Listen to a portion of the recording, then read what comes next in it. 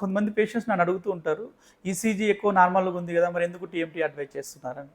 మనం టీఎంటీ ఎందుకు చేస్తామంటే, నార్మల్గా ఉంటే ఏమవుతుందంటే మనం వర్క్ చేసినప్పుడు మన బాడీకి రక్త సప్లై ఎక్కువ అవసరం అవుతుంది. సో హార్ట్ మీద వర్క్ ఎక్కువ పడి హార్ట్ కొద్దిగా బ్లడ్ని ఎక్కువ పంప్ చేయడం కోసం ట్రై చేస్తుంది. కానీ దగ్గర వెళ్ళే రక్తనాళాలు నార్మల్గా ఉన్నాయనుకోండి, అవి కొద్దిగా వ్యాసో డైలేషన్ అనుకో సైజు పెరిగి గుండెకి రక్త సప్లై ఇంక్రీజ్ చేస్తాయి. సో గుండె మంచిగా వర్క్ చేసి ఎక్కువ బ్లడ్ పంప్ చేసి బాడీకి సఫిషియెంట్ బ్లడ్ ఇవ్వగలవు. కానీ ఒకవేళ రక్తనాళాలు ఈ విధంగా పూడికలు ఉన్నాయనుకోండి, సో నేరోగా ఉన్నప్పుడు ఏమవుతుందంటే ఇది డైలేట్ అయినా కానీ సఫిషియెంట్ బ్లడ్ అనేది హార్ట్కి ఇవ్వలేకపోతుంది అన్నట్టు. సో అలాంటప్పుడు ఏమైందంటే మనకు ఆ స్ట్రెస్ టైంలో, అంటే బాడీ స్ట్రెస్కి వెళ్ళినప్పుడు హార్ట్ రేట్స్ పెరుగుతాయి టీఎంటీ చేసినప్పుడు, ఆ స్ట్రెస్ టైంలో ఈసీలో కొన్ని చేంజెస్ వస్తాయి అన్నట్టు.